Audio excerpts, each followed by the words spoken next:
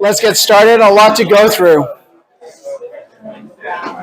Okay, a couple of housekeeping items for everybody. Can everybody hear me okay? Awesome. Okay, a couple of housekeeping items. Please support a local business. They are kind enough to host us here without charging a fee, which means we're able to hold this event for free. But the trade-off is that you're not that guy who just sits there and drinks water. Okay? so don't be that guy. Washrooms are just over here if you need them. Please keep your cell phones on silent. Not that you have great reception down here anyway, because we're in a basement. Also, don't worry about recording tonight. Tonight's fully recorded. We are mic'd up so you can hear us properly. It goes out on our distribution list, so please make sure you are on our distribution list. Yeah, there's a question in the back about that? No? Oh. Make sure you're on our distribution list if you want a copy of the recording tonight. That QR code should take you right to it. Also on this email list, we send out property deals. We actually have one going out tomorrow as well on a property that you can convert to a triplex. So if you are interested in that, just make sure that you're on this mailing list. Legal disclaimer, this is my favorite slide. So for those of you who have been to our meetups before, you'll recognize this. It's in really big font so you can read it. Basically, if you don't like what you're hearing tonight, your sole resolution is to leave. So anyway, hopefully you like what you hear tonight. You're not throwing eggs at Adam. It's that one over there, not me. Anyway, moving on. Who are we exactly? We're Volition Properties. Who's new tonight? Who has not been to one of our events before? It's about half the room. We hold these every month. Basically, what we do is we try to educate people on real estate investing, and then, hopefully they get the knowledge they're looking for and love Toronto real estate investing and decide to work with us. That's what we do. But we are an investment real estate firm. So what does that mean exactly? First and foremost, we're actually realtors. So that's how our business model works. There's no hiding it. We help people buy and sell homes, but we do it from an investment perspective. So a little bit different. We do financial modeling. So I was just speaking with a gentleman earlier. He's got a multiple condo portfolio. He's got some mixed commercial residential, trying to figure out what to do with it. We sit down and go through that financial modeling with our clients. This can also include more advanced financial planning. So things like using real estate as part of a retirement plan. We work with financial planners, private wealth planners, cross-border tax folks, whoever it is that's already on your team. We work with them as part of their overall wealth planning. Why do people work with us? We have construction and development knowledge. We're not architects, but we know enough to be dangerous. So we do, we help people identify land that they can do development on, properties that they can do multifamily development. But that also extends even to people who are doing personal residences who are like, I want to put a kitchen in the basement, make a duplex. Can you actually do that? Can you do it legally? What are your risks in this neighborhood? So on and so forth. We're very data-based. So I have a computer science background. Matt's a Waterloo engineer. So we're nerds. And we like to ground all our decision-making in data. So we spend a lot of time pulling information to ground our decision-making. Lastly, we have community. There's a lot of you here tonight who are existing clients of ours. We support each other because the real estate and real estate investing journey is a tough one and really not something you should be doing solo because your network is your net worth. I've said it many times. So go out and I'm really glad to see all the mingling that's happening tonight because hopefully you're making good connections that can help you further your own journey. And lastly, we're investors ourselves. It's funny because I was chatting with Zayed earlier, and he's like, oh, why aren't you doing these yourself? And I'm like, it's a lot of work to do these big multifamily conversions that we're talking about tonight. But we do a lot of investing ourselves, and we help our clients through their investment journey. If you're interested in working with us, you have, and you're that stick man up there, you have two paths. If you need some guidance and you're trying to figure out like, what the heck should I do? And you have maybe a complicated plan or you're doing something that's more advanced, you'd work with advisory. Matt runs up that side of the company. And that's, I want to create small condos. Questions like that. That's something that Matt can work on you with. Where does that make sense in the city? If you already have a plan, but now you're looking like, how do I execute against that? That's where you work with Realty and my team. That's that box in the middle there. After that, you become part of our community. So we have an active WhatsApp chat, which is like a safe space for us to complain about increases in capital gains taxes and raccoons and whatever it happens to be. But it's a safe space for us to talk about real estate investing. This is the team. You probably recognize a bunch of faces here tonight. And yeah, it's done well for us. We've got a bunch of success ourselves personally, as well as for our clients. Yeah, and we're getting an HGTV again. We just did another article for them, so that will come out whenever they decide to publish it. And just a reminder, because we always forget, for those who are our existing clients, and we've missed you on that WhatsApp chat, please let us know. We can add you on there. You guys hear okay in the back? Yeah. Great. Okay, what's happening in the market? So I go through usually sales volume, average resale, and new listings. And I think this is probably data you're already semi-familiar with. But what we like to do is actually layer on what this means for us as investors. So if you've been involved in the market, it probably actually feels like this data is a bit contradictory. I see puzzled look already on Daniel's face. Because it's been a competitive market, right? Like there's multiple offers happening on properties, lots of bidding wars going down, people pulling bully offers. And this is not just Toronto proper. This data is just Toronto proper. But, the Richmond Hills, the Stouffville's, they're also experiencing all the same thing right now. It's actually a very hot market because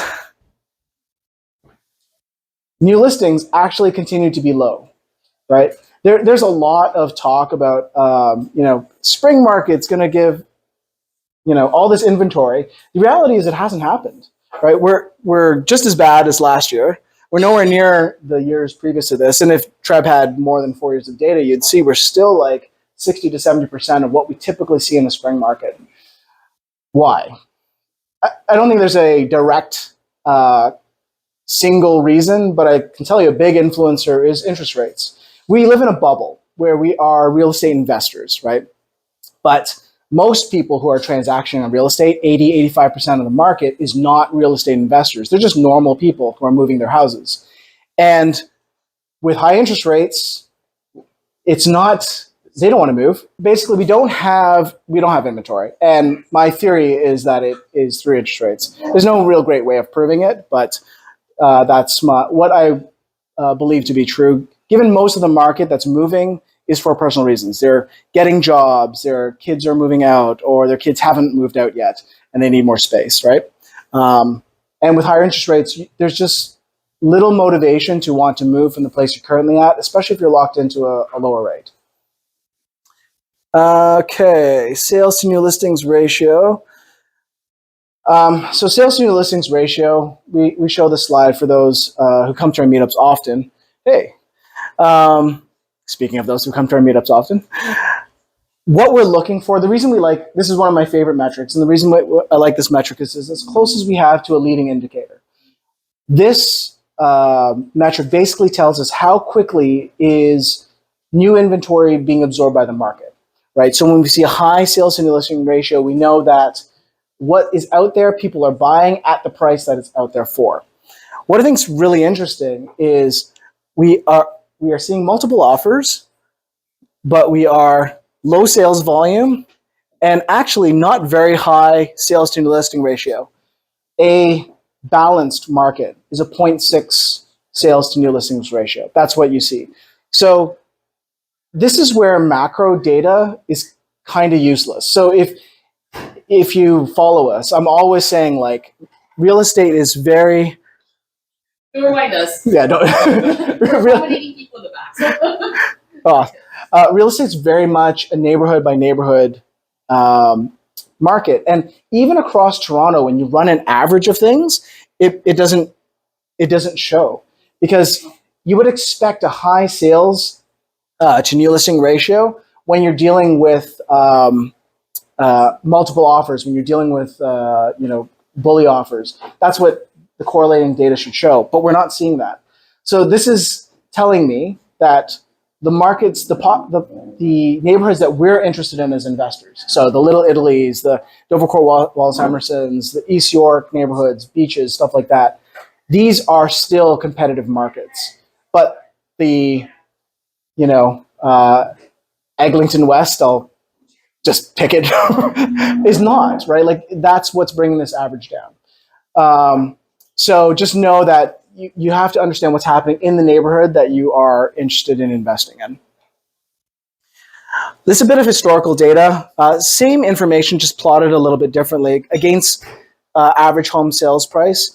I like to show this because basically you can see here in blue is a sales to new listings ratio, and then just lagging slightly behind is your average price of property.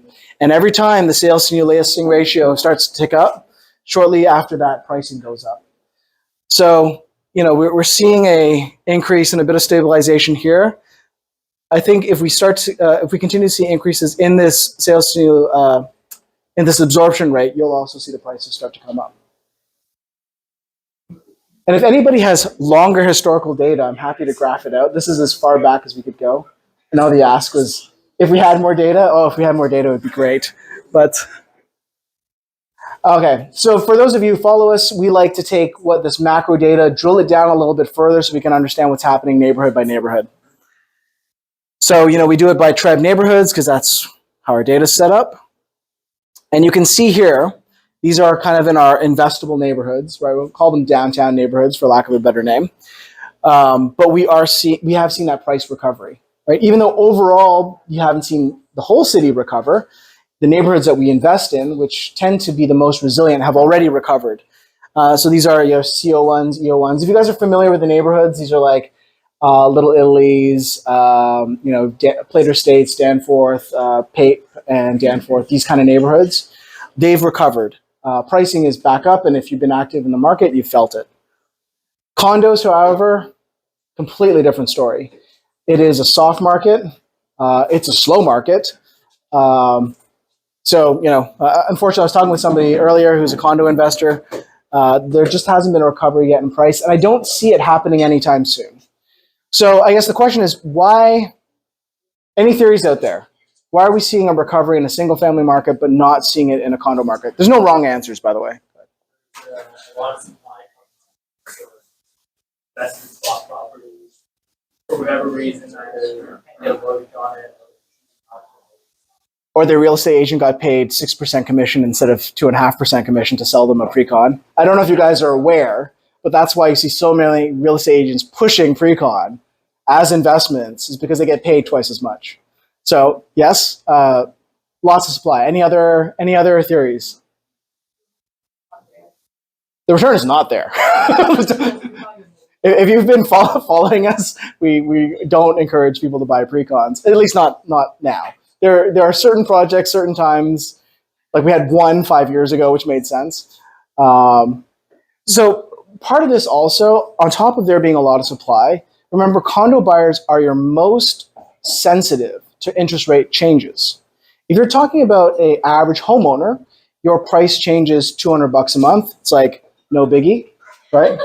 Oh, damn. I thought he was moving me closer to be more comfortable. Yes. Yeah. I'm only 5'7", man. They can't see me at the back. Because let's hear you. So anyway, like, not just supply, but rates, right? Every single little change in interest rate makes a big difference for a potential condo buyer, right? Where it'll make a lot less difference for a home buyer. They're not as interest rate sensitive.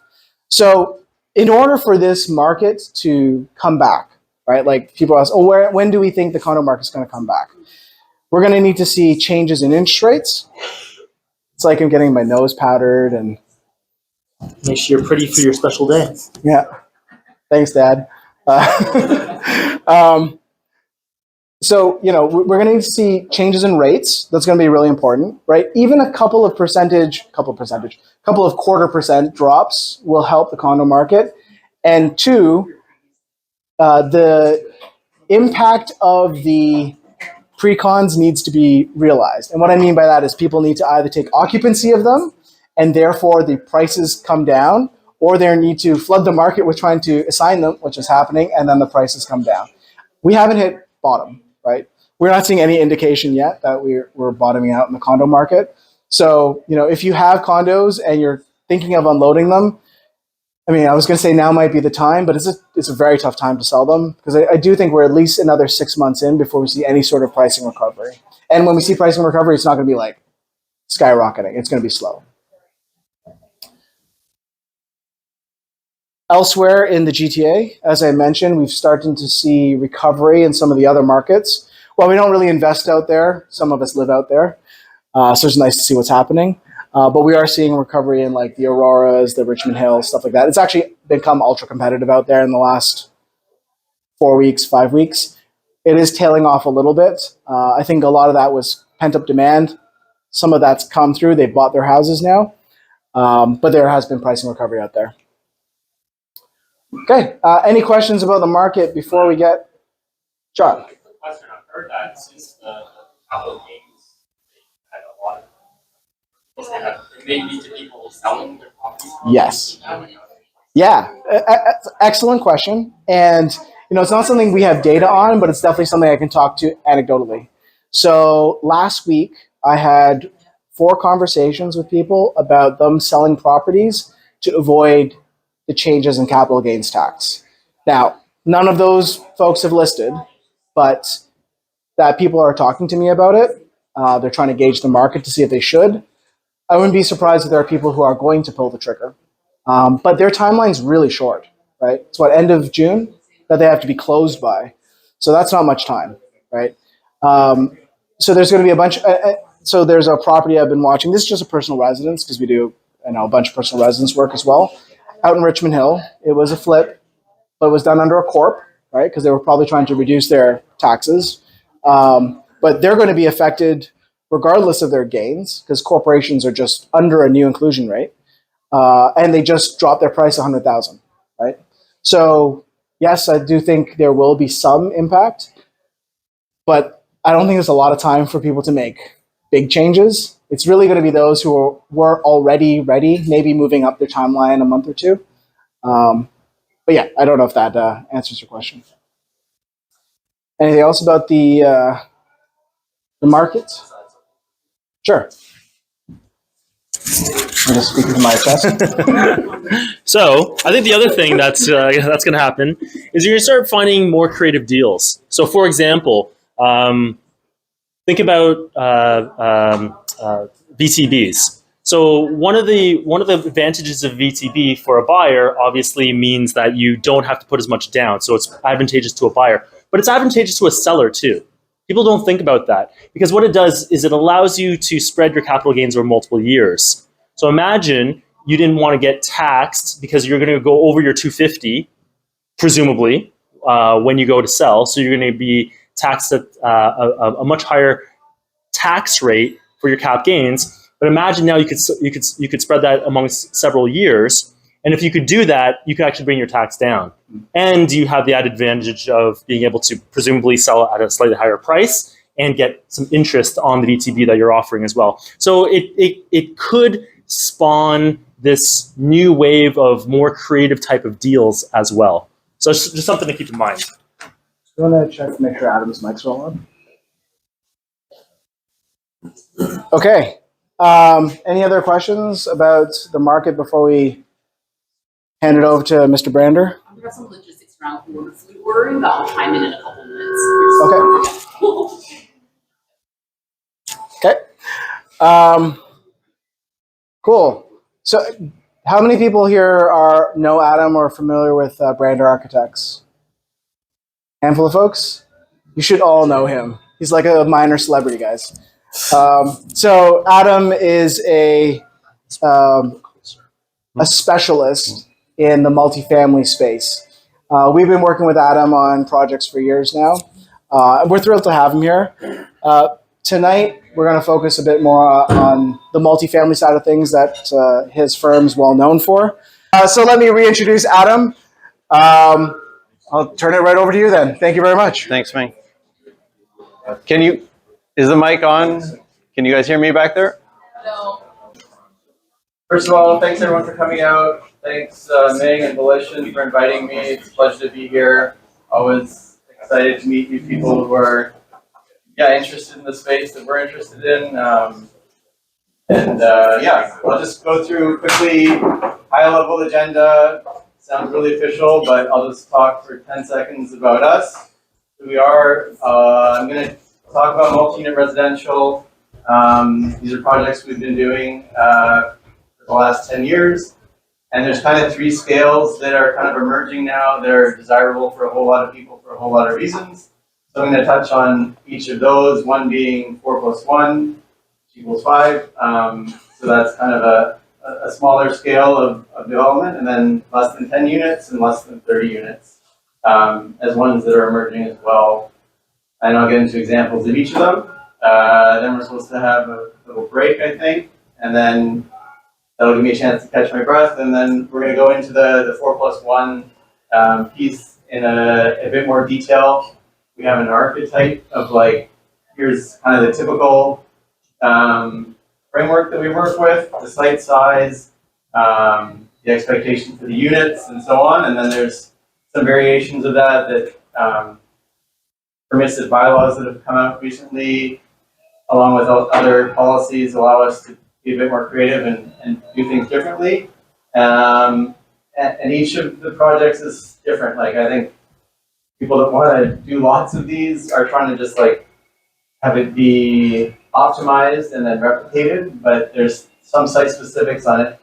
Every site that's different that we just got to keep tabs on. So those are the things that keep me up at night, and but it keeps us on our toes. And then there's Q&A, and yeah, I'm looking forward to helping try to answer any questions.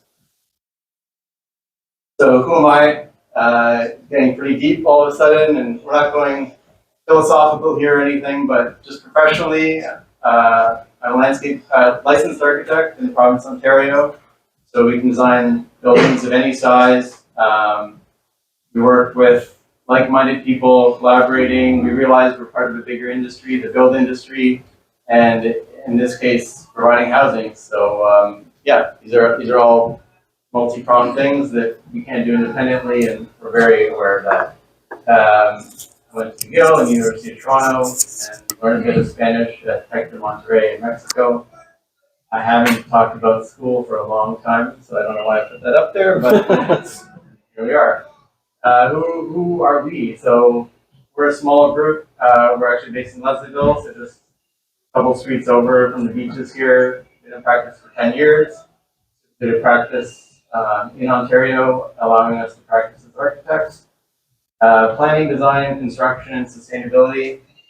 So this is when the role of the architect was kind of getting limited with all sorts of specialty consultants in my past job, and moving to a smaller scale, we're able to kind of work through all the phases of a project because these smaller projects don't really warrant for hiring all sorts of consultants to work on them. So we're kind of take pride and ownership in guiding the process from beginning to end, and our knowledge just kind of spans across those different phases, which seems to work very nicely. Problem solvers and creators, and we're a corporation as well. So this is a bit about how it started. I like showing this slide. Oh, this is the first time I've shown it. I'm liking this right now, but for a couple of reasons, it's something I just keep harping on with my group. And this was me on the left here. You can recognize me. Yeah, that's me and some friends. But this was a house that I bought personally 10 years ago. And I don't know if I just didn't want to pay for a contractor or couldn't afford it, but there was also just this curiosity to get my nose in it and see what I'm dealing with, understanding as-built conditions. It's just something that, I can't go on enough about, just working with constructions and trades and just knowing real built conditions in the 100-year-old houses that we're often working with in the city, and having a sensible approach to that. And that was pretty cool. So this was, the house that I worked on and renovated extensively and built, and we actually did it into a 2-unit conversion. So one thing just kind of led to another. Makes sense in a presentation for multi-unit conversions. This is us today. We do a variety of project types, from education, institutional, different projects we've done in Seneca, residential, like mid and high-end residential, as well as infill mixed use, mid-rise, so we need some bigger projects as well. And as well, with this is Kaleidoscopic Odyssey in the beaches, so right nearby here. I don't know if you had the chance to go down. This is a public art installation. We're able to actually win the competition this year and have some public art displayed as well. So, so this is, I guess just a bit of like, we're a fun group, and we just like to keep things fresh as well. But by and large, for the last 10 years, multi-unit conversions have been coming up again and again and again. It just seems like such a natural, and getting some background noise, a natural and, what am I trying to say? It just makes sense in Toronto, where we have all these big properties. Some are not so big, but it's really just like we don't need that much space, and there's a shift in perception generationally that you don't need a whole house, you don't need a white picket fence, and so we like to get into the details of how we can transform these sites. These are, I would say, like part of earlier days where the policy in place and the zoning was more about fitting in with a single family detached neighborhood. So these are all kind of like the disguised multiplexes where they have one front door. For instance, this one up here, it looks exactly like the other side of the semi. Here I'm kind of asking like, which side is the triplex? And you can't really tell because they look identical. So these buildings were always getting produced for the last 10 years. They're kind of hiding in plain sight because of limiting regulations around it. But as we move forward, we'll show there's new bylaws and guidelines that allow them to be a bit more diverse and interesting and expressive of themselves, I guess, for getting designing. So this is awesome. I saw Ming put up like 15 bar graphs earlier, and I was trying to like read the room because I wasn't sure, who, like the investor types. So I put up a graph, and it's not overly scientific like the ones earlier, but I read the room, I think, and I had a big smile when he put up the first graph, and then when he put up the 15th one, I was just ear to ear. So, but this is just looking at, I don't know why he shifted, but 5 is here, 10 is here, and 30 is at the end. And these are kind of like, this is really nerdy, but like the Y part of the graph is called Y. And these are like the reasons why 5, 10, and 30 units is becoming increasingly desirable as of late for people, I'm assuming like yourselves, to invest in and build and make a part of our city. So we can go into each of those in some detail. The 5 or the 4+1. So 4+1 just means 4 units in the main house or the existing house or the new house at the front of the property, and 1 being a garden suite or laneway house at the rear. So those first 2 bullet points are some of the recent legislation or possibilities for developing, with the Laneway Suites in 2018 and garden suites more recently in 2022.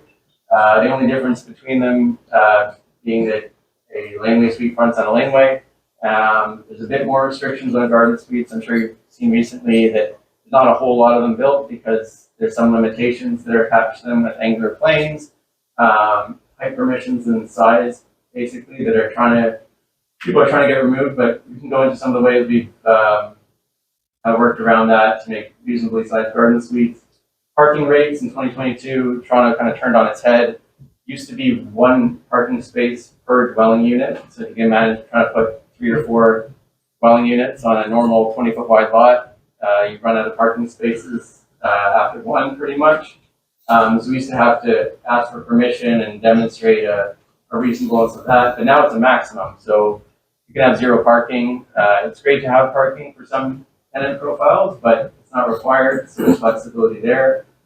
Increased building height permissions in 2023. Everything got a meter higher across the residential zone, which helps with the third story of a lot of buildings, especially ones that were elevated. You don't have to dig as deep anymore to underpin. You can kind of go up and get light to living spaces, which makes a lot of sense. In bold, the multiplex bylaw permissions came out last year. They're a game changer. We kind of noticed this right away when it came out. It was like hard to believe how permissive it did become and how encouraging it is of multi-unit versus single family even in the neighborhoods. These last couple points, I think there's people in the room that probably know a lot more about these than I do, but as the architect or the designer for these projects, we know enough to be a piece of the puzzle. But basically, CMHC preferred rate financing. So if you're looking at a rental property before, it was difficult because it wasn't your primary residence. Securing financing for construction or even at completion was never as good as your primary residence, as far as I could tell. Now it's the opposite, basically based on performance of the building and some ideas about affordability. You can get a better rate than the normal personal house financing. And special amortization kind of tied in there. I'd say 50-year ammo, like I know all about that, but those are the secret sauce. It makes the cash flow work. And I won't belabor that point because I don't know too much more beyond that, but it makes a whole lot of sense. Development charge exemptions. You're adding units to lots beforehand. Let's say you're adding 4 units to a lot. Each lot is subject to a development charge. You treat it like a big scale developer. You're talking about roughly $60,000 a unit that the city needs as their fee for providing all the infrastructure to that unit. Those have been waived entirely, so that's a huge multi-$100,000 savings. And more recently than that, GST exemptions for rental. So on your overall project, if it's built for rental, there's hundreds of thousands of dollars of savings there. Another idea that some of our clients are doing now is stratification, condominiumization, not just tall towers, and becoming more common in residential neighborhoods, 2, 3, 4, 5 units, and more dividing them up and having potential to sell. So a bit of an exit from long-term hold and for rental, but another option there just based on the lot itself. One thing I might just jump in to clarify is because sometimes, especially if you're a bit newer to this, it's like, what is an architect's role in this? What is our role in this? So actually, like most of this up here is Adam's. This is what Adam would help you navigate. So things like, parking exemptions, or I guess we don't have those anymore, but you used to help us navigate parking exemptions. But when it comes to like, how do we navigate CMHC financing? How does that work into our business case? This is what we help cover. We don't do the financing. We put you in touch with the right people to do the financing, and we help you analyze the business case. So yeah, just looking at where this applies, this is a zoning map. You can just go online and check it out if you want to, and I'm sure a lot of you are familiar with it. This is Toronto. This is where we're most familiar with doing multi-unit. We have done projects outside, but this is kind of our stomping grounds, I would say. The yellow that you see almost everywhere is the residential zone, and this is where the multiplex bylaw kind of just sweeps across and affects everything, making it more permissive almost across the board. So before, when Yonge Street here, that was like high rise, and maybe some of the avenues going across. There's some employment industrial area at the periphery, but by and large, this was a hard zone to develop in. And now there's a lot more permissions in a lot more places that are bringing this project into the norm, I would say. Can you explain that a bit more? I don't understand that. But Yeah. we still look at the density of the zoning. Yeah, we'll touch on things as it goes through, but if there's more specific stuff, I can can talk at the end, or yeah, if it's still a question, I'm happy to talk more. Yeah, so multiplex bylaw. This is not it. It's only 20 pages long. I told this to someone at the office today, and they said keep it in. I said no one's gonna laugh, so I was but yeah, it's 20 pages, but it does have impact in how it relates to all the existing bylaws that are in place. So there's a bit of nuance there to understand, and even when I talk with people who work in the city, they're trying to understand it. So we're talking to managers to get a clear understanding of what's intended. Benefit, this bylaw is written in 2024, 2023. It's not written in Old English anymore. It's very direct, and it's pretty clear how the impact that it has on developing. This is a quick anecdote that I'll go into now, just about the bylaw. This happened last summer. We're doing a 2-unit project here, a pretty small project. So this was what was proposed. It used to just be a semi-detached property that had a roof here and 1.5 story. We wanted to go 3-story. Because of the nature of the lot, this variance here. So this is a list of the variances. So this is, tell me if I'm just saying things that everyone knows, but if you're going outside of the bylaw, you have to apply for minor variance. You're deviating slightly, but you have to prove that it's minor and it's desirable and it's appropriate. So we go to committee of adjustment. And anyone can go to committee of adjustment and disagree with you and say their opinion. And then there's a panel of people who decide who's right and who's wrong by means of a vote. And then you get your approval or you don't. And then you can revise and reapply, or you can appeal it, and that's for a whole other topic. But here, the as of right density for the lot, so maybe this touches on the zoning a little bit, was 0.6 times the area of the lot. So the lot's 100 square meters, just for a round number. The whole building above grade can be 60 square meters. So that's ground, second, third floor all added together. We're asking for 1.26, so hugely much more density than what was permitted. So that was a kind of egregious variance that we had reasoning behind to support, as well as some other variances that weren't the main focus. But leading up to the hearing, we caught wind that the new bylaw was in effect, and I kind of had a quick look at it and was like, this is as of right now, so we would have had an uphill battle, neighbors in opposition, and so on. We withdrew the application in the moment and applied for a building permit the next day. So that's shoring up a lot of the front end process. Everything used to have to go through committee of adjustment because of density, being this FSI or different terms for it. But now more than ever, you can actually build longer, deeper buildings, taller buildings as a multi-unit than you can a single family. So it's more permissive. Does everybody here know what as of right means? Yeah? No? Okay. So as of right is basically you have the right to do this to your property, to your project, without anybody else's approval. Through permits, right? You don't have to go through a committee process where you're getting additional approval. You're allowed to do it under the current bylaw. So a lot of these changes Adam's talking about is basically things that make it easier to do these projects as of right. So you don't have to go to committee and get additional approvals and all sorts of stuff, right? Yeah. It being more dense, it being bigger, it being taller, it being wider.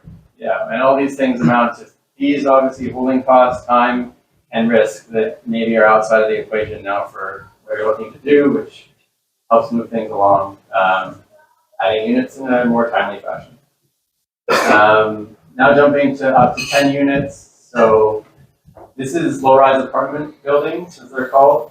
So up to 3-story typically, and the highlighted item here is site plan control application exemption.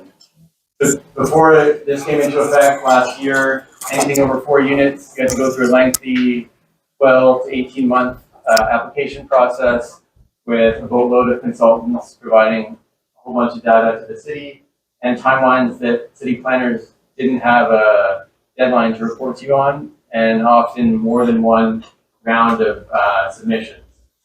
So it added a whole front end parts of the project, you still had to go to committee of adjustment, and you still do have to go to committee of adjustment to demonstrate it's reasonable in most cases. But getting 10 units instead of 5 is enough draw for a lot of people to move on something like this. And listed are the other aspects that I've spoken to before briefly that carry through to this one, including the financing. So we had a project that started before the site plan exemption came into effect. So we were going down this avenue of all the checkbox items was what was needed for this front end application process. You can't read it, that was intentional. It's just for me to show like it's a long and lengthy and heavy process with a lot of different experts involved and upfront costs. And then I want to show this image again to try to get a laugh again. So this is actually how many documents you have to submit for site plan control. So it's a huge relief that that's not part of the process. So just diving into a bit of a case study, this was the project, a low-rise apartment building right here in red, small. But yeah, we still have to demonstrate it's reasonable. So we use this, it was on a major street, being Peel Street. It was near the subway access. It was kind of on the periphery of a neighborhood, so not right in the heart of a neighborhood where there's a couple bungalows and then we're throwing in an 8-unit apartment building.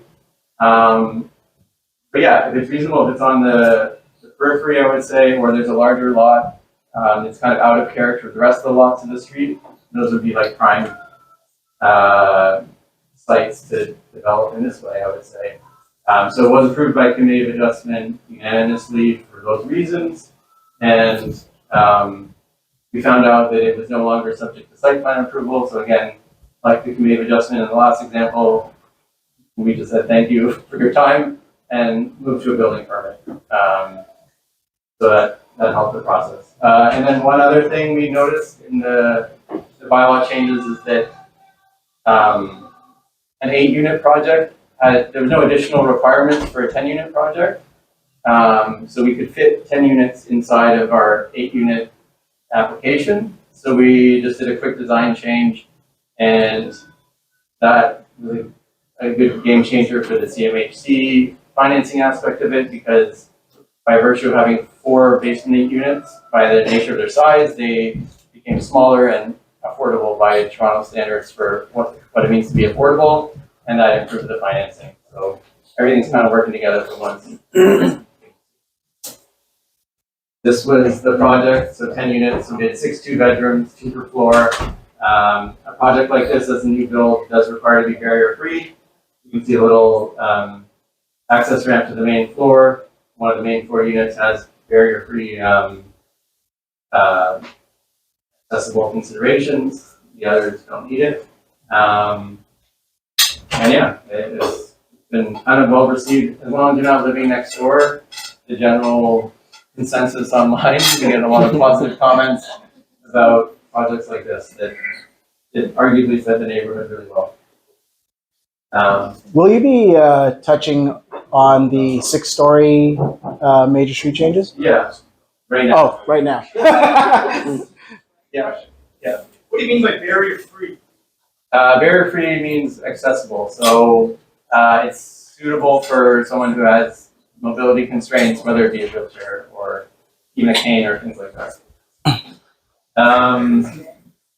So right on timing, up to 30 units. This is the highlighted part here is the EHON. Not in effect yet. A couple of weeks, maybe a couple of days, a month, depending on when they enact things. But yeah, jumping from low-rise 3-story to mid-rise 6-story, and again, just encouraging some variation of what we can do in the yellow belt area across the city. The areas where this is possible is limited to major streets that have been identified in the next slide. And yeah, going up to 6 stories, 30 units. So just in our rough approximation, we're looking at 50-foot frontages as being possible to have 4 units per floor, 6 stories, you're 24 units, a couple basement units, and you're basically at that threshold that's quite attractive. So this is very, I was gonna say, this is very impactful for our clients in the room, because I know there's a couple of you in here who have property on major streets, which are going to be impacted by the EHON changes. Is that what they're calling them, EHON? Because we have some clients along like places like Girard with more than 50-foot frontage. So I think this is very important to pay attention to then. How deep are those lots? 50 by what? We're seeing 120. There's a diagram in the next few pictures. We'll get to. So this is the major street map from the city of Toronto. Just mapping out with this light gray line the streets that they're contemplating for this designation. Yeah, so this is again just like a reduction of the area of the whole city, being able to do 5 units basically, a lesser amount being able to do 10, and then an even lesser amount, but still a considerable new area to do up to 30 units. This is another project we did. I'm sharing it. This was done in the before times, but it kind of fits the scale of what a 30-unit building would look like. This is a 5 or 6 story, 26 or 27 unit residential building. This one does have commercial upgrade. It did go through site plan approval, so it had a lengthy front end process, but it still made sense to do it then, and it's going to be a more accelerated process for something like this in the near future. Another excerpt from the EHON standards. This is for urban design. Just demonstrating how one of these lots might work.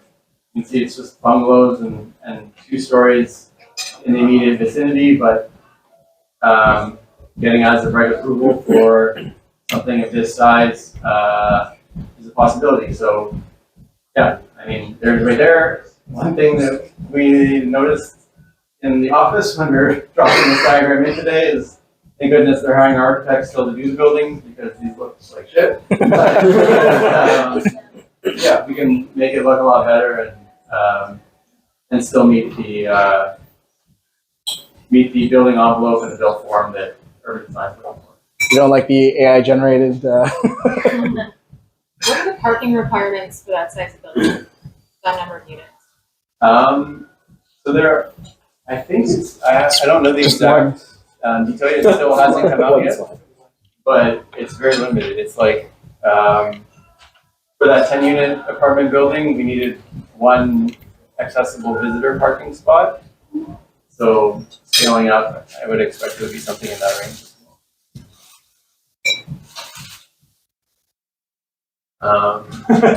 This is This the is not my slide that we just inserted before the next slide. Go to the next slide. Okay.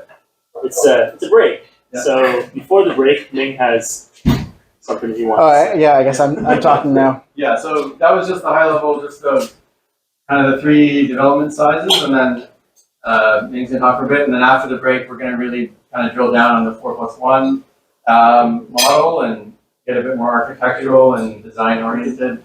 So yeah, look forward to that. Any questions for Adam before we move on? So the 30 units, you have to go for committee of adjustment or? And it's still to be determined what the exact, like they haven't come out with, this is what we're going with. It's in draft format, but it's, it said it was going to be approved in Q1 of this year. I'm looking at dropping my business lingo, but that's over by now, and it hasn't happened yet, so it's going to happen soon. May is what I've heard, but.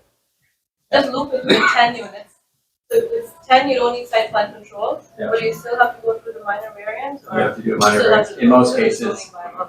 because you don't have, let's say, just quickly the GFA or FSI exemptions. You just have to demonstrate that the built form still fits. But with all the smaller applications now being as of right, we've seen committee of adjustment that we've applied for a month before the hearing. It's no longer 6 or 8 months in advance like it was kind of at the beginning of the pandemic. So it's a lot less of a wait list. No development charges, just permit fees and. Any other? John? Are there any municipalities, I know right now it's Toronto, Yeah, I think it's province-wide. It was mandated that it has to take effect. You've heard of in Hamilton, Laneway Suite and Garden Suites being rolled out now. I don't know, we're very snobby in Toronto. We just think Toronto is the center of the universe, but We're correct, but there's a requirement to follow suit. When that happens, how that happens, Yeah. we don't have information on it. so the provincial government is pushing down the mandate for densification for more housing, but they're leaving it to municipalities to figure out how to implement it. And I think it's the right way to do it, because if you're living out in rural Stouffville, you're probably living out in rural Stouffville because you don't want a 30-unit building next to you, right? So there are municipalities that are pushing back on it. I live in Aurora. They're pushing hard back on a lot of this multifamily changes, right? They don't want it in Aurora. So this is really actually a nice segue into this, where understanding the local business case makes a lot of sense, because even within the city, so Adam's providing us a lot of information tonight on the architectural pieces, and there are absolutely things that you need to know as you're going down one of these projects. But it's an element, and it's a big element, but there's things like the business model. Should you even be doing this in this area, right? Because technically you can build one of these 4+1s in any R zone within the city. But does it make sense to do it in a High Park in Ronsonsville? I can tell you right now it doesn't. Cost of acquisition is too high. Rents aren't going to be high enough for you to hit CMHC thresholds on a per square foot rental underwriting that they do, right? So that's where we come in. We look at your business model. We help you flesh out that business model, test your assumptions, get you the data that you need.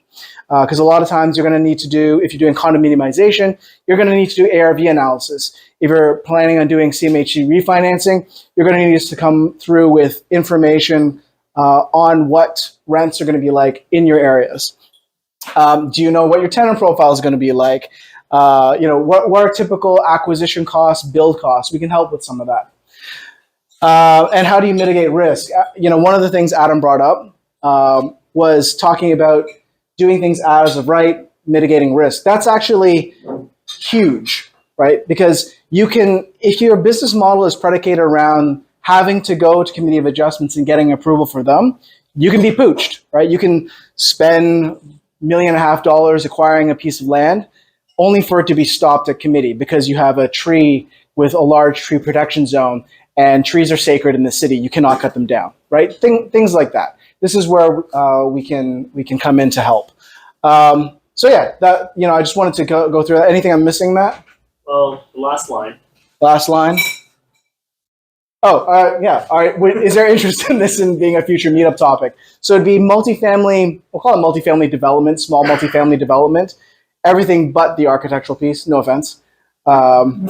Is there interest in that? Okay. Yeah. Great. Okay, we have, I'll save it for later. We have our next meetup topic already picked out, but we will have summertime. We'd probably do something like this then. Okay, so let's take a quick 15, and then we'll get back to the second half. Please make sure you pay your bills. There are no dashers here. Matt will, well, I guess it's me now. I will chase you down. So.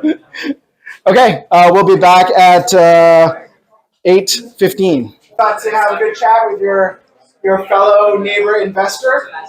We're going to go back to diving into 4+1 units without. Hey guys. All right, we're going to get started again. I'm just going to. You've seen this slide before, so I think it's just a good starting point for a high-level summary of the 4+1. Yeah, and I guess I'll touch on all these points as we go through the slides, but it was just, can you hear me? Can you hear me? Yeah, all right. Yeah, so really cool graphics at the top. They were just, I guess, obviously a metaphor for, on the left, pushing a boulder up a hill was kind of how it used to be in terms of opposition, obstacles, risk, all these things we've been kind of touching on. Getting more to a level playing field at the top. It's kind of in part to all the green bullet points that we've gone in some detail with earlier. And then this one pushing down a hill, it's like, okay, maybe it's not a boulder, maybe it's like a snowball. And you can push a snowball down a hill pretty good. I've got young kids, and I know. So, but yeah, pushing it down the hill is kind of more to do with not my expertise. It's really the CMHC financing. So what a lot of folks are doing here is, if they like doing this kind of project and work, is once they finish the project, the new value is appraised. They can basically take out some large percentage of their money out, have it run on the 50-year amortization, cash flow positive, and then go and do the next project. So that's the snowball idea there. But just to add to the green points as well, like the blue ones are additional things that have happened lately. There's a perception shift. So like NIMBY is not cool anymore. Maybe it never was, but so that's like not in my backyard. People that don't want this kind of development. There's a bit of a shift, and everyone just realizes, damn, we need housing. I was mentioning this to someone at the break, larger residential projects, high-rise and all those kinds of projects are being put on hold right now. And it's just increasing the stress and the importance and the need for all these kind of low-rise to kind of add some housing stock. And then in red, just, you know, it's never all things good, but escalated construction costs and lack of availability of skilled trades is kind of what's working against everything in the balance sheet to execute on these projects, as we've been seeing and as we've been hearing from clients. Zoning changes, again, so this is the yellow area that we're talking about for residential. There used to be certain types of zones. So the best one in the olden days was just R zone. It was the most permissive for different types of buildings, including apartment buildings. And there were some restrictions in the RD zone, RM zone. RM zone means residential multiple, but it still had certain thresholds that they didn't like going above. But all those have been updated now to include this kind of 4+1 approach. If the property basically meets the space requirements that you need to design a safe building that meets fire code, building code, and things like that. So yeah, just to kind of have a typical model to start with, this is just like the most common organization of the building.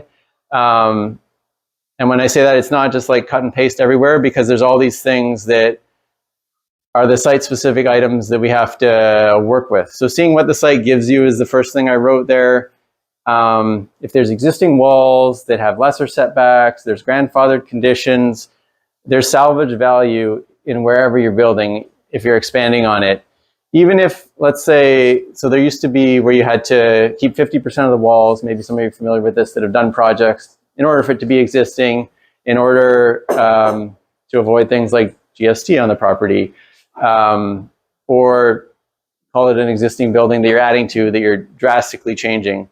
So you don't need to do that anymore, but we're still finding cases where, this is getting a bit technical, but let's say there's a wall that is below grade, near to your neighbor's wall who has like a really low foundation.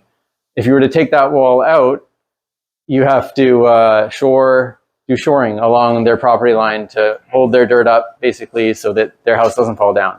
But if you're to keep that wall, that saves you $50,000 right off the bat of a construction cost. So a strategy to the site is a site-specific thing that we usually walk the site at the beginning and kind of talk over all these points with clients.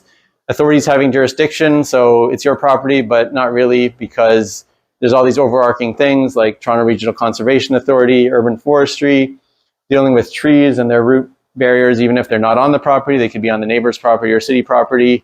So these are kind of the obstacles or the things to design with and around that we are always thinking about. Fire access. So this has changed recently. There used to be the building department that would deem fire access to things like laneway suites and garden suites, but also egress from houses, and make a determination on that. There's a whole bunch of grandfathered conditions in Part 11 of the building code, which is a bit more lax in terms of what you're allowed to do for safe egress and exiting from a building. And it comes up in these fourplexes that are typically on smaller lots where every inch kind of counts. But lately they've been deferring to Toronto Fire Services because there's a lot more of these projects coming out, and whatever Fire Services is saying isn't congruent with what the building department had said in the past. So we're kind of navigating that process that is slightly different nowadays. Yeah, and I guess that's a high level. Like, there's a whole bunch more I could talk for hours on any of these topics and specifics, but I'll spare you. Looking at typical lots. So this was a talk that I had with client who's here actually, Dan. Is looking at like, what lot am I looking for my idyllic kind of multi-unit property? So we kind of came to this realization that 20 to 25 feet is a good size for frontage and 120 for depth.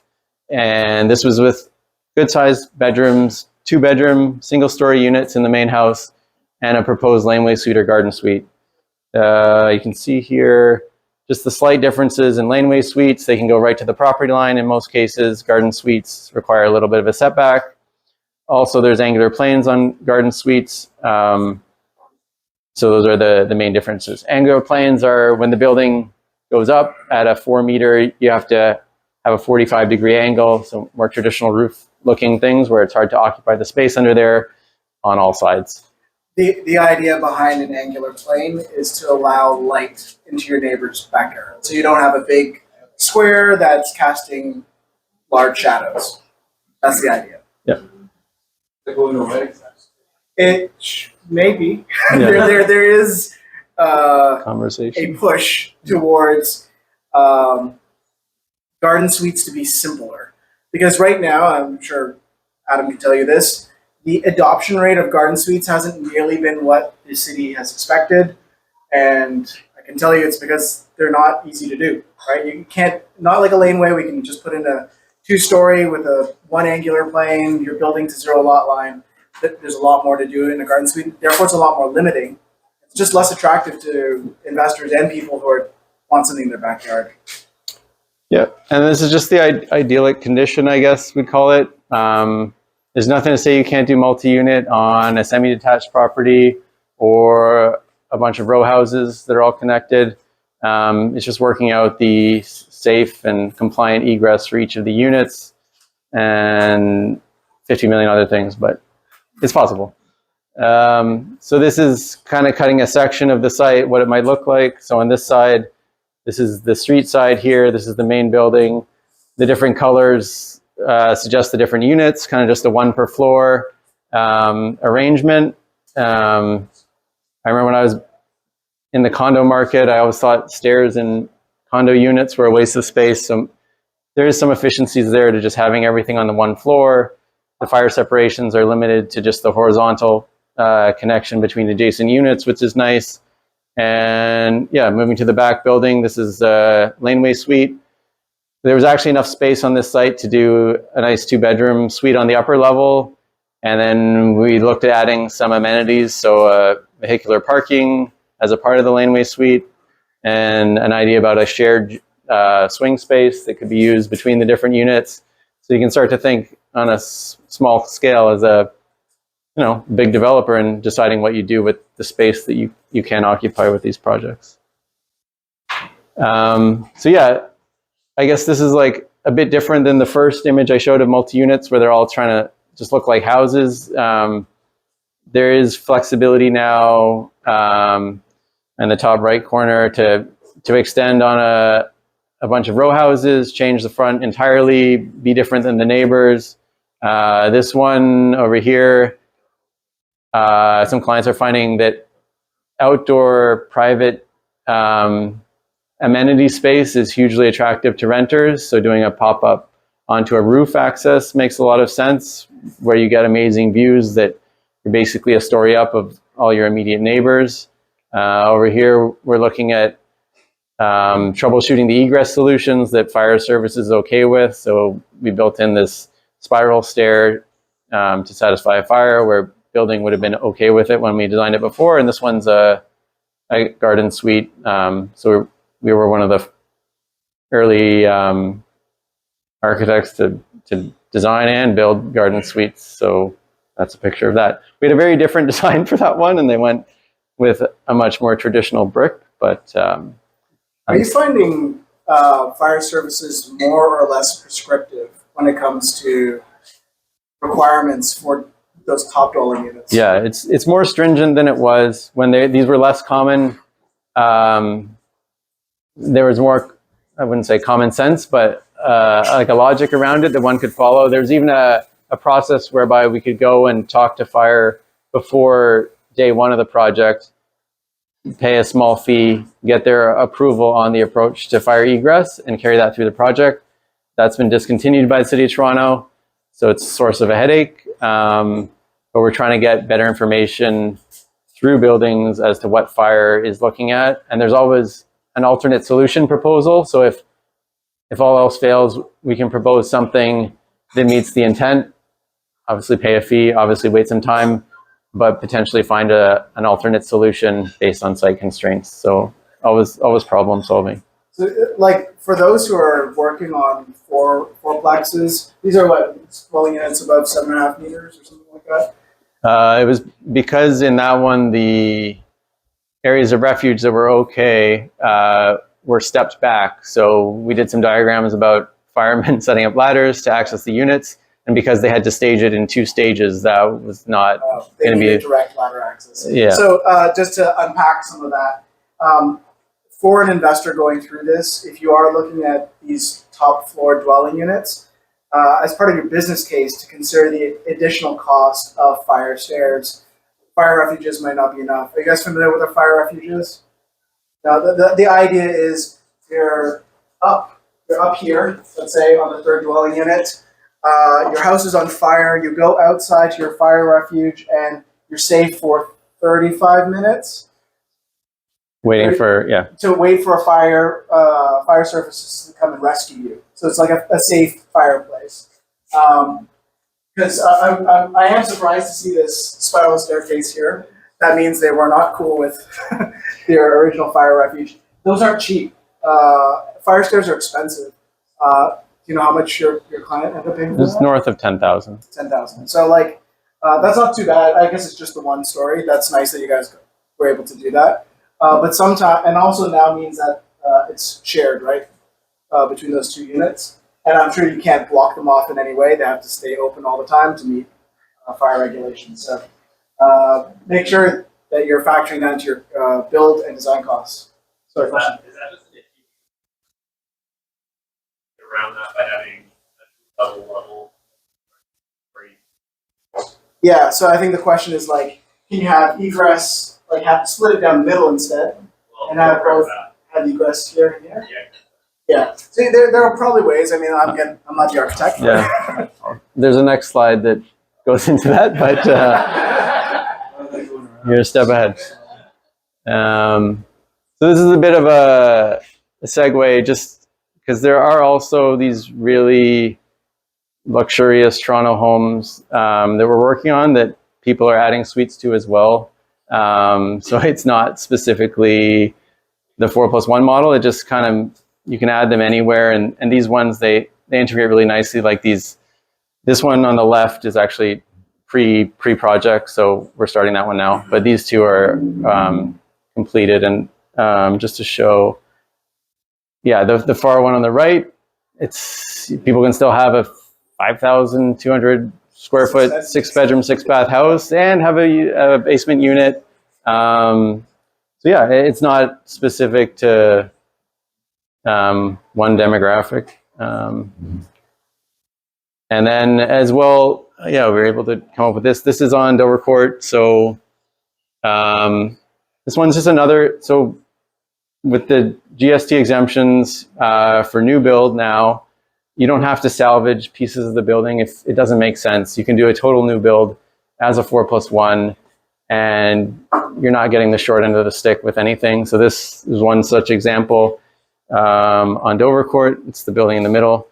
So yeah, we were able just to kind of integrate some new ideas. Maybe they're not new, but based on the other models with these rooftop accesses, private outdoor space for each of the units. This one is set up as like a back-to-back-to-back townhouse type model. So each unit has 4 stories, 3 plus a basement. This idea here was to have a shared vehicle. So there's only 1 parking spot on the lot, but it's for shared use of the 4 units. And on the left here, there's a pedestrian muse. I don't know if you know Dover Court, but it's a pretty busy street. So having your entrances just set off the main street a little bit is actually like a better thing than having it right on the front is what we thought. So this is the cut of that project. Again, with the units, just you're not having anyone below or above you, so there's no footsteps or anything for renter profile. This is actually one that's a candidate for condominiumization, which is becoming more common. There's still a question about if the garden suite can be condominiumized on its own or if it will be part of one of the main building dwelling units. But it's something that's been done before, so they're kind of going ahead with this. I just want to say the garden suite, this is one we partially submerged. So just bringing it down 4 feet below grade allows you to get full use of the second floor and working around those kind of limitations. On a 2-story garden suite, you're going to be going for a 4-foot frost footing anyways. So the add cost of submerging the dwelling unit wasn't astronomical, and sinking the courtyard just makes it feel like it's at grade 2. So some ideas there. And then this is the one that someone already designed with 2-story second and third floor units. So in spite of all the no longer areas of refuge being widely accepted, especially with new builds, we're just looking to direct access to each of the units. So there's limited or no shared space with the design. It increases the performance of leasable GFA. And these 2-story units are working out quite nicely with a bedroom floor and a living floor that kind of resembles a traditional house in a way too. And then just having full floor, main floor and basement, but separate entrance doors, and yeah, everyone feels like they have their own space. Yeah, so that's kind of the high level of what I thought would make sense to go through today. I know there's a whole bunch of knowledge in the room, so I hope I didn't go too far off topic, but I like that I did those graphs just to kind of like replicate Ming's information display. But yeah, happy to talk with anyone, and we like working out the problems on these projects. And yeah, hope you gain something from being here. Thanks for joining us.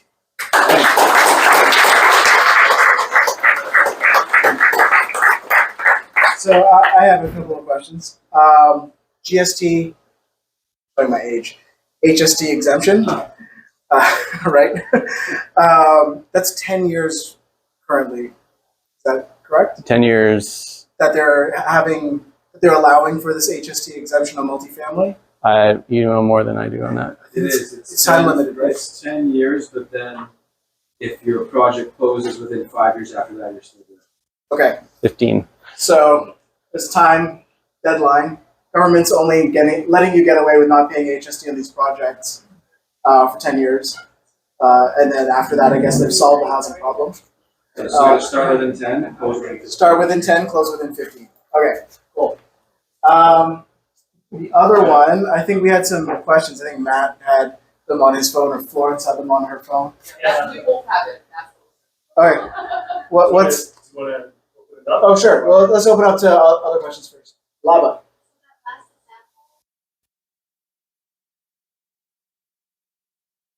Cost to build? For the new build, for this one, we're getting numbers around 400 a square foot, sometimes a bit lower. It really is dependent on the contractor and the team you get to build it. Like, material costs aren't up as much as they were not so long ago. It's really just how much people want to pay and how efficient they can build. So I can tell you from somebody who sits in with clients on their build costs across many folks, the biggest variable we see in people's business cases is build costs. We see it. We have clients who are doing a project like this at 200 to 250 a square foot. We have people who are modeling this at 500. So like, not to say one's better than the other, because sometimes 250 a square foot is a crappily built place, right?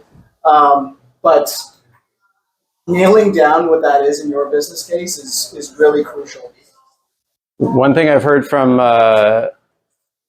builders that build time and time again is that the price per square foot isn't a good measure at the end of the day. It really is like breaking out the individual project costs to more of an itemized budget that is more meaningful for budget versus reality.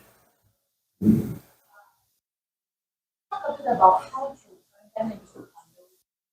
I'm assuming this is like a 4 people condo before. How are they gonna do it? So I mean, condominiumization or stratification is like, it's more of a, there's two things, like you need a lawyer to help figure out the condominiumization piece, and like a surveyor, right, to basically break up the house. I don't know if that answers your question. Like, And is that all you need to do as a developer, or you just list it and then it's up to them to figure it out?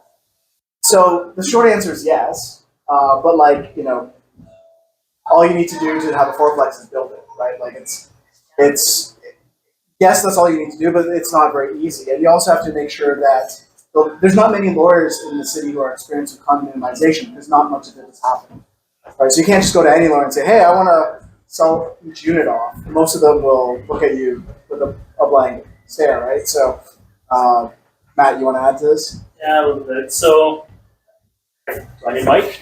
Just talk loudly. You're Adam. So we have some clients that are doing this right now. They're building like this, fourplexes, 4+1s, condominiumizing.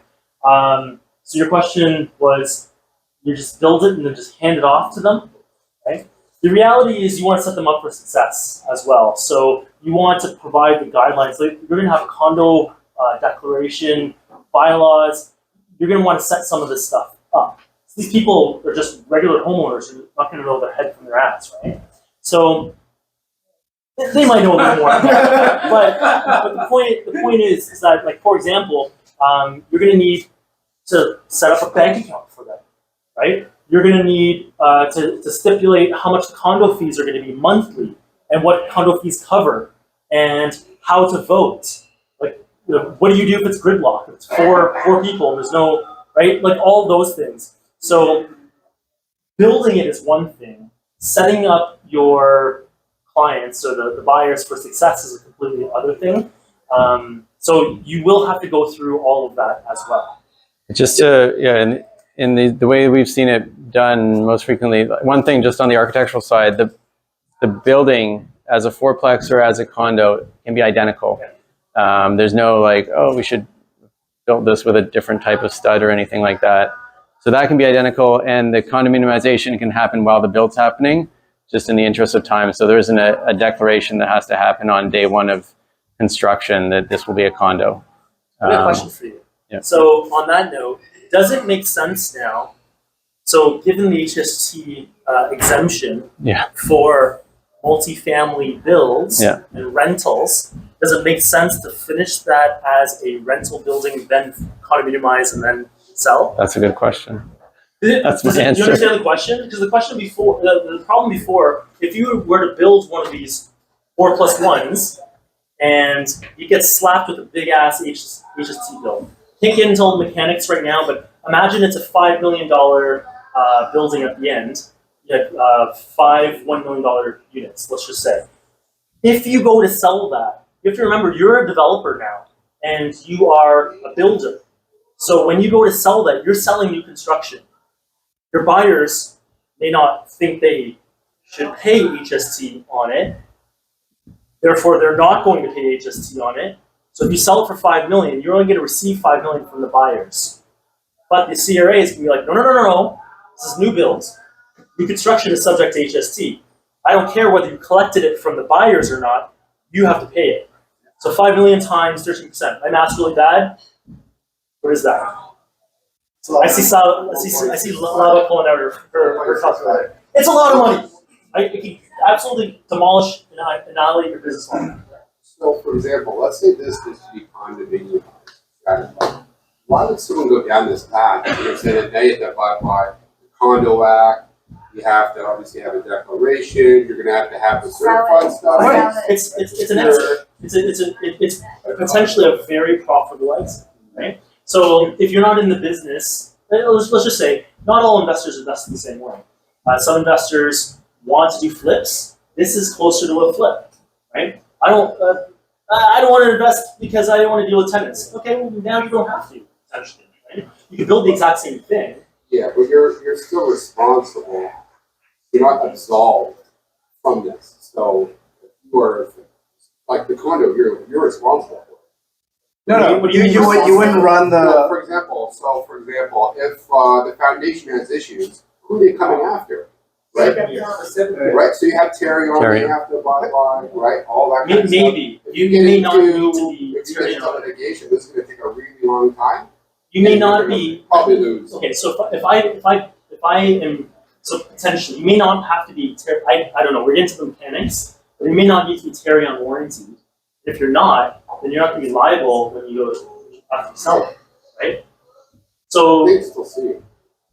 I mean, anyone can sue anyone, but yes, like whether or not you are absolved of that liability. For the most part, people employ a business model of condominialization because they want to exit.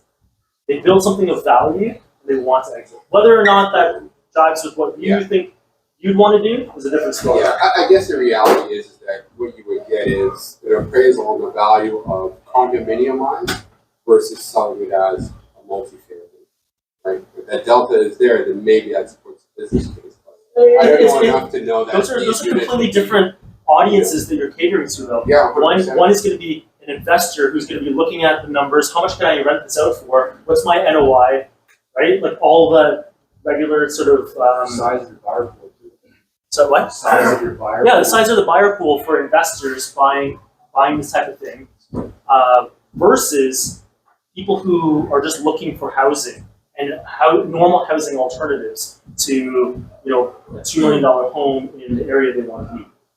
So your buyer pool there potentially is a lot larger because you can cater to regular people. But so the people here, if you're selling these off at $800, $900, $1 million, that's in condo range now, right? So your buyer pool potentially is a lot larger, and so therefore the demand is a lot higher. Therefore the valuation of the project could be a lot higher. Just that you wouldn't have the amenities as a larger. I mean, you could argue that this is already being done, right? Like Oh yeah, I'm not saying people aren't doing it. I just don't know. and people are taking normal houses. Like this has happened for a long time. I know. In the annex, there's a few projects I know. People just split it down the middle and they said, "Okay, unit 1, unit 2." There's no concierge, there's no security, there's no underground parking. But it's 2 units within the house. It's very similar to a multifamily. They condominiumized, they sold them off. But it can be a very lucrative and a very good business model to explore. Can we go to your question? Yeah. You raised a good point. So if you're all developers here, who want to build this, rent it out for a year, get all the rebates, avoid the tax, and sell it after. You might not need. There won't be any rebates because you haven't paid that big HST bill. Yeah. Right. Yes, you don't have to pay HST, but don't you get new rental housing rebate? I'm providing new rental units. That's only if you paid the HST out. So a big let's just say a big condo building, right? A big condo building, the developers have to pay HST, right? They try to pass that along to you. It's actually baked into your price. You may not know it, but it is. Take your price. Basically, like if you think you're buying it for $550,000, you're actually buying it for like $450,000 plus 13% minus $24,000, which is your HST rebate, right? And then alternatively, if I'm not a homeowner, the developer can't collect that $24,000 on my behalf anymore. I have to pay that to them upon closing to make it whole, and then I have to stick a renter in there for 1 year, and then I apply for the $24,000 HST rebate after I stick the renter in there for a year, or like if I can show a 1-year lease. That's what you're talking about. But the developer has paid the HST. What Adam's talking about is it being HST exempt. So my question was, if you were to build it as rental housing first, could you avoid the HST, then condominiumize, then sell it off? Right, and based on the timing of things happening, there's no time for that. Any examples to have passed, and you're thinking ahead, Bo, but... And there's also the challenge of selling off a tenanted property. Right. Well, The condominialization comes with what happens. this is also new. Like we're literally at the forefront of everything, right? I go to lawyer, what happens to government to be applying for condominium? Again, are there any laws against the condominialization? Is there any what? Any laws that are prohibiting the condominialization of Governance, the conversation. You have to abide by condo act. Yeah, condominialization is a legal thing. It's a titles, land titles thing. So the buildings are different. So you have to abide by the entire condo act. You need a municipal lawyer to work with the municipality, and essentially a different lawyer to help you draft all of the condo docs, declaration, bylaws, and everything else. So yes, there's a lot to abide by. Yeah, but the city planner is saying there's nothing that says you can't condominiumize on the city side. Next question. Good question. Do you have any issues with the building label for starting? Like now that multiple bylaw allows for 4 units, or have issues?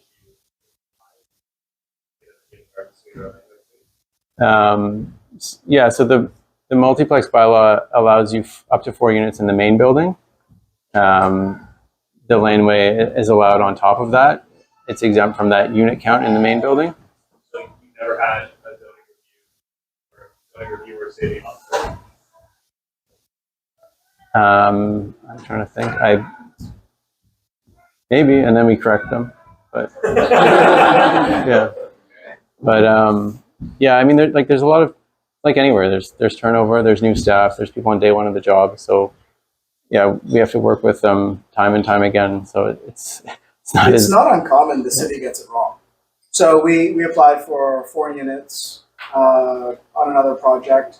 Not long after the city changes had been made, they still sent us a $250,000 DC bill, right? And then we're like, hey, you just sent us our exemption. Here's your exemption. Like the city often doesn't know which hand it's talking to which. So. But the bylaw things that maybe you're talking about as well, for like no GFA and things like that, those stop at 4 units in the main house, and then you go back to having to apply for a normal minor variance for a 5 unit or a 6 unit or 7 unit. I heard it been applied for the city. They were needing minor variance for the 5th unit. Okay. I was curious. Is the 5th unit in the No, like that's another lane. What we've seen inconsistently applied are DCs. Like in across our clients, what I've seen inconsistently applied are DCs when all 5 are going at the same time, right? So 4 units are going to the city and the laneway is all going to the city. What's inconsistent has been sometimes they'll charge you DCs on one or the other, or they won't give you the DC deferral on the Laneway Suite. So, you know, what a lot of clients are doing right now is staging it somehow, right? So maybe you do 3 in the front plus laneway for 4, and then have one of the units ready to go once your permit closes, finish off the last unit. You know, just to be cautious. We have some clients doing that, but yeah, that's what we're seeing more of. How strict have inspectors been for using existing setbacks? Like if it's a really old foundation, let's say a stone foundation, and use the outside brick. Matt's got a house on zero lot line. He wants like every square foot here. Yeah. If you have an engineer sign off on it, basically, like you can reinforce to the nth degree. Yeah. But if you remove the structure, it's definitely new. And every builder and their brother has tried to get it unsafe and deemed to need to be replaced for life safety or something like that. And that's an uphill battle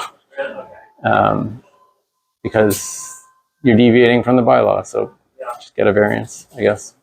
Yeah, so if you try and save it, or you do save it, and there's a big rainfall and it crumbles, or it falls into two pieces, then what happens there? You either go to get a minor variance and build it new, or the city can enforce a UNS unsafe site order where they deem it unsafe in the odd case, and then you're allowed to follow the order to remedy it. But it's not something that's on the private side to control, really. Hopefully you're catching that as it's crumbling, and then you can repair it. Yeah. As opposed to once it's crumbled. I meant like if it was crumbling, and then, oh, okay, I guess I can put a nice new foundation there now, nice new wall, as it crumbled. You can, I mean, you probably speak to that more, but you can just repair. Yeah, but there's been changes with the bylaw recently just to allow you to extend on existing setbacks, like extending back from an existing setback or extending up from one. You used to see these houses that maybe were a 2-story and then there's like a 18-inch jog for the 3rd story because of some bylaw application, but they're making it more common sense with little changes over the years. That's good. Matt? Oh. DC that you would stage it. Isn't there the fact that you shouldn't need to do that since the 5 units are? Yes. You shouldn't need to stage it. So you're absolutely correct. The city should say 4 units as of right, laneway as of right, no DCs for either. But that's not what we're experiencing. And it's not as simple as just correcting them. Sometimes you may need to actually become creative. Let's put it this way: if you've gone down the path and you've already built 5, and now the city's saying DC, that's an uphill battle, right? I thought that would happen at the permit phase. It would be at the permit Yeah, phase. it would be at the permit phase. But he's saying if you didn't get permits, right? Yeah, it's still easier to say 4, good to go, and then come in and just put your kitchen in at the end, right? Like it's just and this when we talk through this with clients, we're often talking about risk mitigation strategies, right? And this is just it takes a couple, let's say 2 more weeks to get your kitchen in afterwards. Is it worth potentially deferring your DC or having it not apply? Probably, right? So it's just something we can do to lessen the chance of getting a DC charge. But should we not be charged in the first place? Sure, right? Like absolutely. We also shouldn't be charged for that fourplex, right? Like You're saying to close out the permit of the 3 units and the laneway, close it out after construction, and then open a new permit? Yeah. You can do it that way. Just for your initial point, though, there's the DC exemption, which is 4 units right now, and there's as of right zoning, which can be 5 units. So they're just like 2 different aspects of the project. So you can get your as of right 5 unit for your CMHC financing, and they're like, okay, you're zoned for this, but you might have to do a 2-phase. And when we're talking to people who work at the city as a 2-phase, I guess the most like reasonable comment is that there's so much changes recently. They're just figuring stuff out too. So we're keeping conversations with them as like, have we heard of anything about this whole like gymnastics being circumvented, or is it just the way it is for now? Everything's kind of in flux.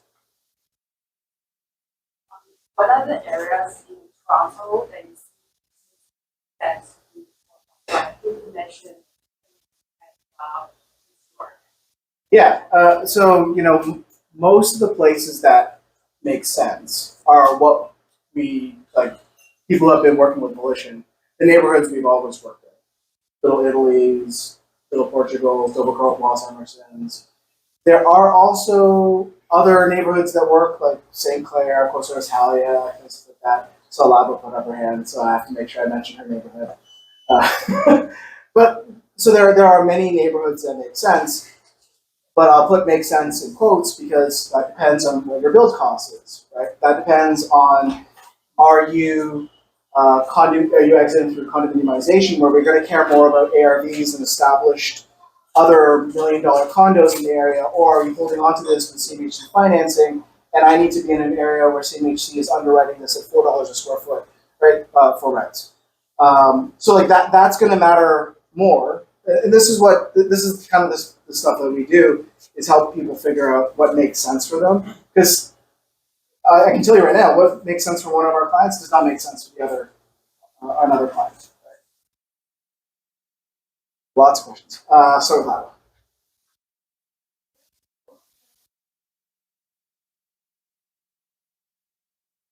We have access to CMHC brokers. So just so people know, they're just commercial brokers. They do lending on commercial properties.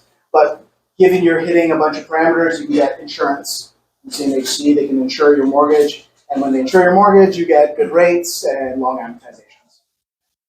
The program that Adams refers to MLI Select. Yeah. That's the special program that a lot of investors, it's the new buzzword, 50-year amortizations, interest rates are now, what, Dan? 4.5%? 4.5%, you're probably more up to date, right? 4.5%, 50-year amps. Those two things alone boost your cash flow to the roof. So you have to pay CMHC insurance and the cash. Yes. So to pay CMHC insurance, have to this special. CMHC insures the mortgage. It's a similar concept to A high I'm ratio home buyer. I want to put less than 20% down on my residence. You might be familiar with that one.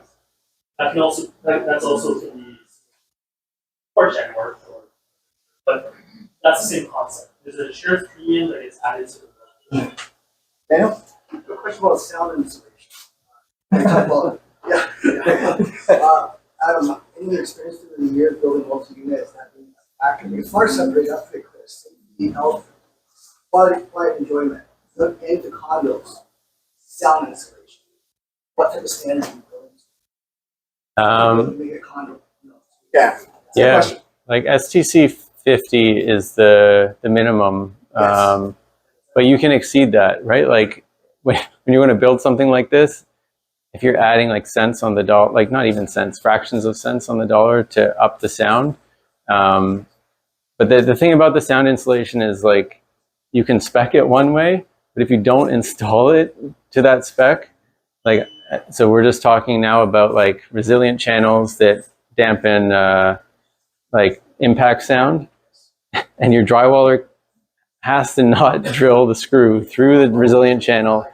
And the feedback is that when you're trying to hang 2 layers of Type X drywall, it's not going to hold. And so there's a bit of like what's the actual condition we're going to establish by paying these extra dollars for material and just having a conversation around that. But if they're not going to install it, then just meet your minimums and you're going to have shit sound separation. I can tell you, so STC 50 is required, but it sucks. Like if you've ever been in a wood frame home with STC 50, you hear everything. Like you can hear conversations, you can hear footsteps.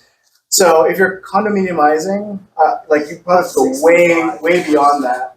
And I know you have some great materials that you've used for sound attenuation. But recently I brought a client through a condominiumization project that was done by somebody else, and some of the big concerns were actually noise transfer. Right now, it was a slightly different layout, that property. It was more of that kind of 2x2, like side by side layout. So most I think of the annoying noise transfer comes from above. So you minimize that a bit when you're multi-level unit. Now you just have the vertical wall, and you can put a block wall there if you want. Get your fire separation, get better sound attenuation. So like, if you're thinking about condominiumization, or even if you're thinking about it as a rental property, it's something to think about in the design phase. The great architect like Adam here, but to figure out some of that stuff, right? So that way it lessens, tenant to tenant or your ability to sell. Because I think when my client was walking through that condominiumized property, they're like, "Hey, I can hear you walking. That's not cool, right? Like, and this is a $1 million condo. So, And the devil can be in the details too. Like we're talking about the entire separation. If that's all done well, but your plumbing stack or there's a duct that's penetrating through somewhere and no one's paid any attention to that, sound just goes through the path of least resistance. we got one right at the back there. Timeline for permits. Find them now faster than before. Are they slower than before? Are they timeline for? Yeah. They're variable based on the staff you get. Ones who do their job well and efficient, and then the ones that take longer. There's an outlet that sometimes they'll send back a notice with a question or a detail, and that on their internal clock gives them another 3 weeks once you reply to that to respond. So it can be an annoying back and forth. If you ever look at the standard on the website, City of Toronto publishes the standard. It's like they have to get it to you in 2 weeks or something like that. None of us have ever experienced. Yeah, and then there's like a caveat on that on the webpage that says like, as long as there's like no questions, no, basically anything that would ever happen, they don't need to meet that service level.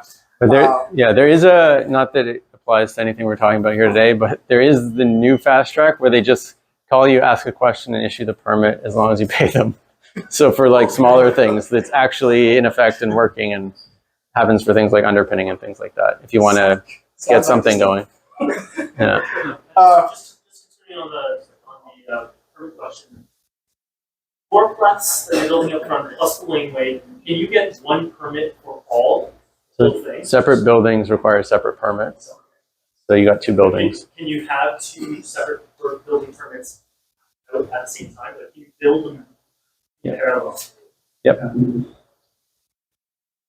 Before we go on with a couple more questions, I'm just going to finish. We've got a couple more slides that I'll go through, and then we can. Actually, we should probably let other people go. They'll stick around for more questions. I can tell you that after these events, lots of really good questions, and then only a very small number of people do anything. It breaks my heart because I know you don't need to be super awesome to do real estate investing. It certainly wasn't when I started. So if you want to get into this, take some action. Book a call with me or Matt. Ali Khan, who's melting in the corner over there. He's booking our calendars directly tonight. So speak to him if you want to book a session with us. To take advantage of this, come to the meeting with your full information. So, like, what are you trying to do? What's your current financial position? What other properties do you have? We do this whole analysis with clients. First session's free. We get you hooked like a drug dealer on it.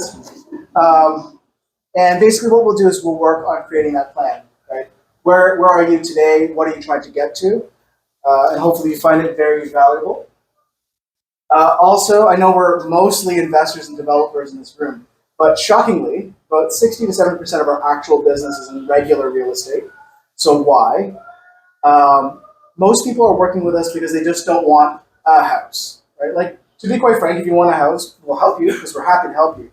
But the reason people work with us is because they're trying to do other stuff. So for example, I'm taking a client out now. We're looking at $3 to $5 million homes, nice luxury homes in the city. But we're doing this because afterwards, when he moves out in 10, 15 years and goes buy an island somewhere to live on, he wants to multifamily this. So we're looking at his primary residence, but with future multifamily value. And so it's important that we're looking at lots without trees, or if a tree exists, that it's a border tree, or I can't remember the exact term. Boundary tree. Things like that. Can we have a Laneway Suite there? So in the future, when he leaves at his primary residence, he can do a Laneway Suite. So this is why people end up working with us on their primary residences, because they're looking to do a little bit more. Yes, and you still get access to all our community stuff, right? So if you have a raccoon problem or you have a boundary tree issue, you can still speak with the rest of the Volition community. Our next meetup will be here. It will be May 28th. And we're going to be talking about US investing. So this is something that there's been a lot of buzz around.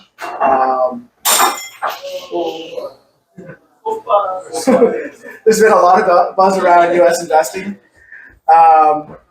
Especially with some of the changes that have happened recently with capital gains. I can tell you on our group chat that we have, there's quite a number of people that are unhappy about it, myself included. And so people are starting to ask about what does it look like to invest outside. We still love investing in the city, by the way, but we're not against diversification of your portfolio. So that's kind of what we'll be talking about next time. Hopefully you guys find it interesting. Speaker's Erwin Cito. I don't know if you guys know Erwin. Me, Matt, and Erwin, we go way back. But he's pivoted. He's done a big pivot from investing in kind of B towns to completely investing in the US. So we're bringing him in here to talk a bit about that. And it's a different type of investment. I'll tell you straight up, it's not, the way the underwriting works is nothing like you underwrite here in Toronto. It's much more of a commercial cash flow based underwriting. So he'll be talking a bit about that as well. And that's it. We've got our QR code here. We've got our motivational puppy because we believe everybody in this room can do it. We all started as beginners. And hopefully you can book a consultation with us. And me and Adam are going to stick around for half an hour or so, take questions. And Good question. Thank you. Okay, thanks a lot, everybody. We'll be around here. Yay!